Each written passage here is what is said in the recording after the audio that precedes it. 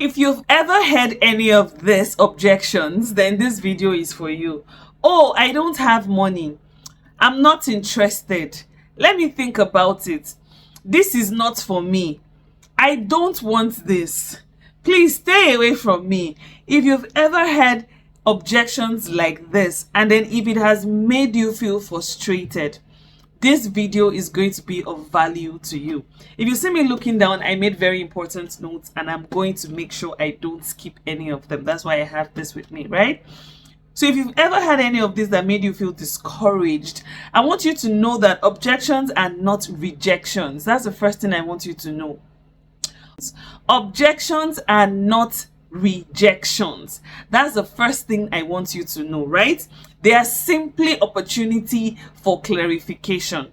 Objections are simply opportunity for clarification, right? I'm going to be sharing with you some tips on how you can best handle objections. Now, this can work in sales and this can also work in recruitment. If you're in network marketing or you are in any form of business that requires recruitment, right?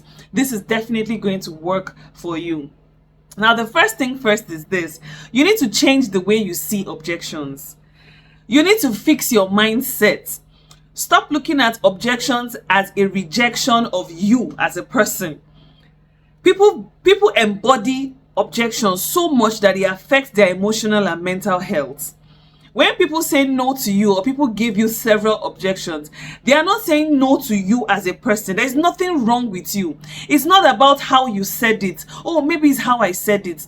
Or maybe it's the way I presented it. Or maybe I don't know how to talk very well. It has absolutely nothing to do with that. And that is the first mindset I want you to fix, right? Because objections are normal. And then when people are objecting, it simply shows that they are listening. It even shows that they have interest and they just need clarification. So it has nothing to do with you. It has nothing to do with your tribe. It has nothing to do with your religion. It has nothing to do with how you presented the offer, right? Don't start feeling less of yourself or feeling less confident about yourself, because the moment you do that, you lose momentum, and that's what makes a lot of people give up, right? Especially in network marketing. So first things first, right? Change how you see objections. When people object, they are simply listening or they are considering, and they just have questions that require clarification. That's the first thing I want you to note. The second thing I want you to note is this. Never argue with an objection. Don't be defensive. In fact, the fastest way to lose a prospect is to be defensive. Never say, oh no, you're wrong. No, don't say that. My company is the best. You are wrong. Don't say that. What do you mean by that? No. Don't be rude and never argue with an objection. Instead, you need to listen. You need to listen to your prospect. You need to listen. Then you need to acknowledge what the person is saying to you. Acknowledge it. Oh, yeah, okay. And then you validate what the person is saying. Because the truth is, everyone's objection is valid to them. It might not sound logical to you. It might not be valid for you, but it is valid for the person who is saying it. So you need to acknowledge the person, validate the person, and then you clarify where you need to clarify. But dismissing the person or arguing with the person or arguing about a particular point is simply going to turn the person off. So it's very important that you focus on acknowledging what the person is saying, listening to what the person is saying, validating what the person is saying, and then clarifying where you need to clarify. Very, very important. And my third tip is this.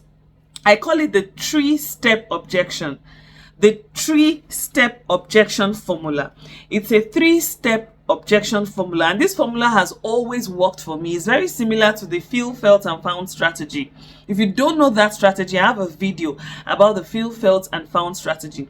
But this is called the 3 objection formula, right? 3-step objection formula. And what is this formula? It's saying, number 1, you need to acknowledge. Number 2, you need to relate or normalize. Number 3, you need to redirect with value. The first thing you do is to acknowledge. Acknowledge how the person feels. Say things like, oh, I understand how you feel.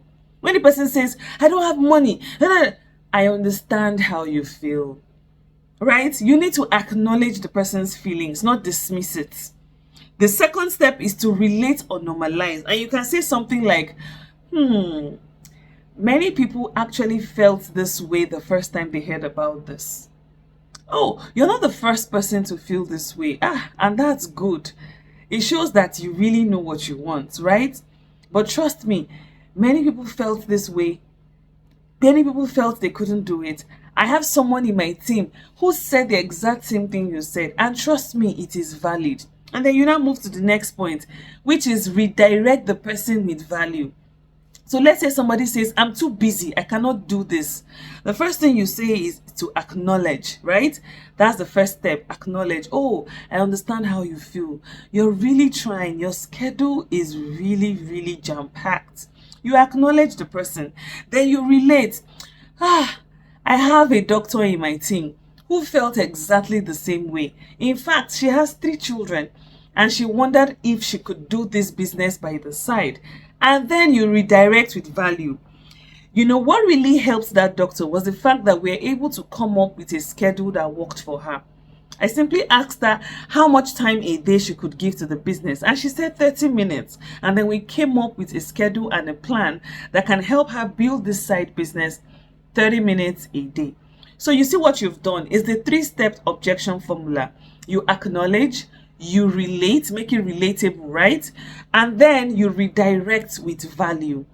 Everybody's objection is valuable, but if you calm down and not put on your defense coat, right, you're going to be able to redirect that person with value. Whether the person is complaining about money or about time or about a bad experience, you can calm down, acknowledge the person, relate with the person, and then redirect the person with value. Now this brings me to my next point. I'm going to give you some scenarios, right? Some common objection scenarios, and I'm going to give you how, examples, expo as they call it, on how to handle it. But before we move on, if you have not liked this video, please hit the like button, subscribe if you are not yet subscribed, and drop a comment in the comment section. Write the word value so that I know that you're truly getting value, right? So what are the common objections that we hear? Number 1, I don't have money.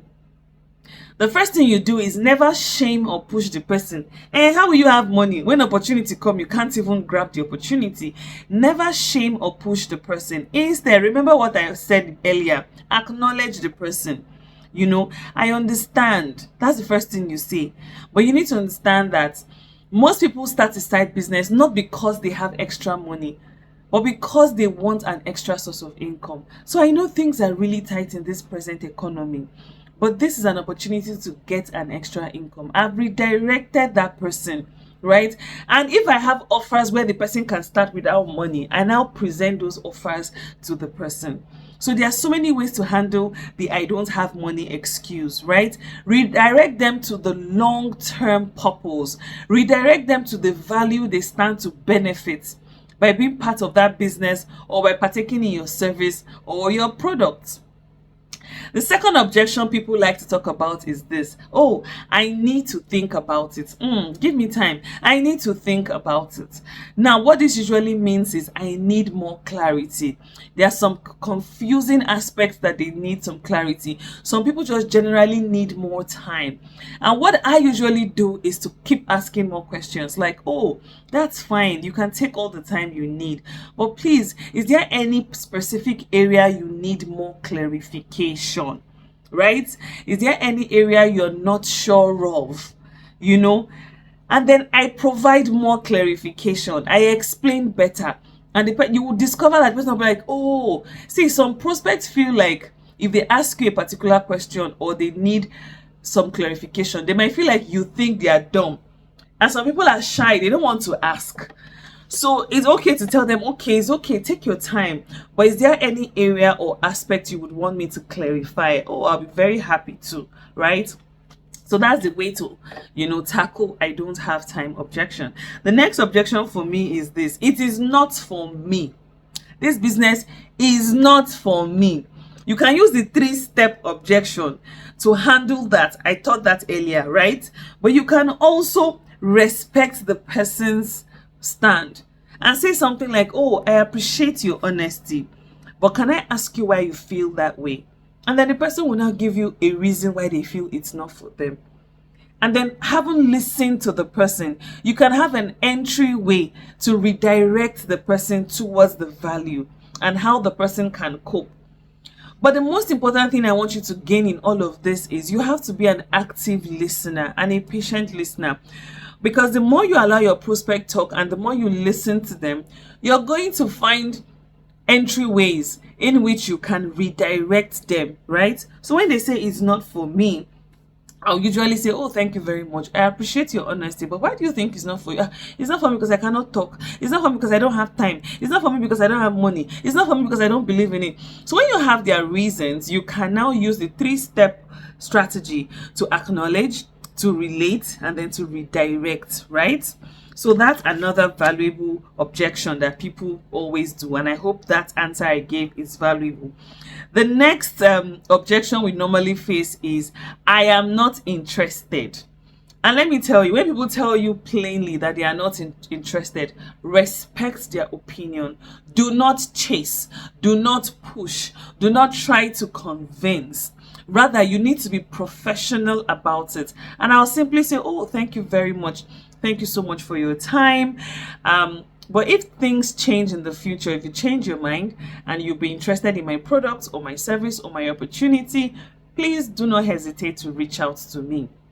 Now, when people tell you they are not interested, some of us get angry, we get agitated, we burn bridges, but you need to learn to live with grace. You need to learn to be professional. That's why it's called professional network marketing, right? It's a professional thing. It's a professional business. So you need to learn more professionalism. So you just rather say, oh, thank you so much for your honesty. I really appreciate that. But if something changes in the future and you want to consider this, please, I am a call away.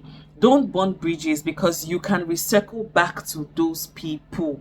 Let me tell you something. Today's no can be tomorrow's yes. But if you become arrogant, if you become saucy, if you become rude, even when the person changes their mind, they would not come back to you. They will go to somebody else, right? So learn to accept I am not interested with grace, right? And then let's move to another point, and this is it. For you to handle objections better, you need to learn how to ask the right questions. Ask the right questions. What matters to you right now? Is there any area of your life you would like to see an improvement? You know, what matters to you right now? What would make this worth it for you? What would make this worth it for you? If you're to earn something extra, how much do you think extra in a month would make you comfortable? So ask the right questions, because this shifts the conversational experience from defense to discovery. So instead of me to feel defensive when I'm receiving objections, I'm asking questions so that I can discover and learn more about my prospects. And when the person answers me and I'm able to acknowledge, I'm able to validate, I'm able to redirect them. Right? So learn to ask better questions. When you ask better questions, you get them to open up. And when people open up and you're able to listen to them, they feel heard, they feel seen. And that is a very calming thing. It makes people open up even more, right? And finally, my last point, my bonus point is this: know when to let go. Have you hit the like button yet? If you haven't, please do hit the like button. Know when to let go. Know when to walk away. Know when it's you're done, right? Because not every objection needs a response. Not every objection needs a response. If someone is not open, if someone is not willing, if someone is not ready, if someone is not respectful about it, if someone has a bad attitude, let the person go. Don't keep hounding the person over and over again. Know when to walk away. Let the person go, right? That is very, very important. And as I summarize, right, I want you to know that objections don't mean stop.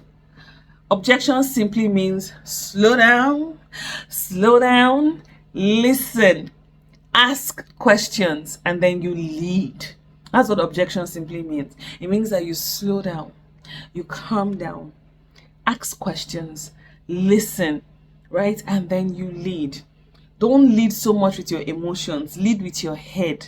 Remain professional, right? Apply the 3-step formula where you acknowledge what the person is saying, you validate what the person is saying, and then you redirect the value that the person wants, right? So it's very important that you remember that. You need to stay confident, you need to stay respectful, you need to stay calm when handling objections. And remember, you are not here to convince everybody. You are not here to convince everybody. Rather, you are here to connect to the right people. You don't want to go about convincing people and forcing people to kickstart an opportunity. If you do that, there is a 95% chance that you will keep convincing the person to stay, because the person would feel like they are doing you a favor. So rather than looking for everyone, look for people who are hungry for success. Look for people who are teachable. Look for people who have a good attitude. Look for people who want to learn. Look for people who want to grow, right? Remember, you are not looking for everybody. You are here to connect to the right people. So I hope you found value in this video. If you did, let me know in the comment section. My name is Coach Onyinye Okoye. Woo! And I do have lots of videos that can help you grow your network marketing business. Check the folder that you found this video and you will find other videos as well. I will see you on the next video.